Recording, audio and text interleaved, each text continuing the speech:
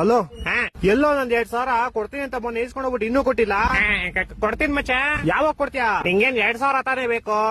ನಾನು ಕ್ವಶನ್ ಕೇಳ್ತೀನಿ, ಅದಕ್ಕೆ ಕರೆಕ್ಟ್ ಆಗಿ ಆನ್ಸರ್ ಕೊಟ್ಬಿಡು. 2,000 ಅಲ್ಲ, ನಿಂಗೆ 5,000 ಕೊಡ್ತೀನಿ. 5,000?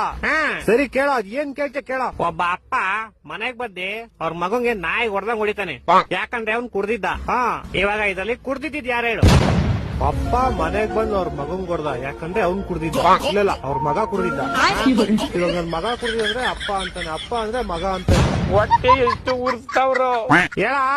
ಇಲ್ಲ ಕ್ವಶನ್ ಚೆನ್ನಾಗಿಲ್ಲ, ಬೇರೆ ಬೇರೆ. ಸರಿ ಅಪ್ಪ, ಆಯ್ತು. ಈ ಕ್ವಶನ್ಗೆ ನೀನ್ ಬರೀ ಹೂನಾ ಅಂತ ಆನ್ಸರ್ ಮಾಡ್ಬೇಕಷ್ಟೇ. ಆಯ್ತು ಕೇಳು. ನಿಮ್ ಮನೆಯವ್ರ ಗೊತ್ತಾ ನೀನ್ ದಿನ ದೇವಸ್ಥಾನದ ಮುಂದೆ ಕೂತ್ಕೊಂಡು ಭಿಕ್ಷೆ ಬೇಡ್ತೀಯ ಅಂತ? ಹೂ ಗೊತ್ತು. ಗೊತ್ತಾ? ಇಲ್ಲ ಗೊತ್ತಿಲ್ಲ. ನಿಮ್ ಮನೇಲಿ ಗೊತ್ತಿಲ್ವಾ ನೀನ್ ಭಿಕ್ಷೆ ಬೇಡೋದು? ನನ್ನ ಮಕ್ಕಳು ಒಂದೊಂದಲ್ಲ ಅದೆಲ್ಲ ಗೊತ್ತಿಲ್ಲ ನಂಗೆ. 2,000 ಹಿಂಗ್ ಕೊಡ್ತೀಯ ಕೊಡಲ್ವಾ? ಅಷ್ಟೇ ಸಾಕು. ಸರಿ ಆಯ್ತು, ಇದೊಂದು ಫೈನಲ್ ಕ್ವಶನ್ ಕೇಳಿಸ್ಕೊ.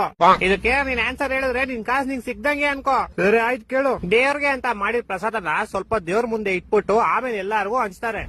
ಆದ್ರೆ ದೇವ್ರಿಗೆ ಅಂತ ಹಾಕಿದ ದುಡ್ಡನ್ನ ಸ್ವಲ್ಪ ತಾದ್ಮೇಲೆ ಎಂತಕ್ಕೆ ಎಲ್ಲಾರ್ಗು ಹಂಚಲ್ಲ? ಹೌದು ಮಚ್ಚ, ಇಷ್ಟು ವರ್ಷದಿಂದ ಈ ಕ್ವಶನ್ ನನ್ ತಲೆಗ್ ಬಂದೇ ಇರ್ಲಿಲ್ಲ. ನಿನ್ ಕಾಸು ನಾನಲ್ಲ, ದೇವಸ್ಥಾನ ಪೂಜಾರಿ ಕೊಡ್ಬೇಕು. ಹೋಗೋರ್ನ ಕೇಳು. ಹ್ಞೂ ಮಚ್ಚ, ಇವಾಗ್ಲೂ ಹೋಗಿ ಕೇಳ್ತೀನಿ ತಾಳು.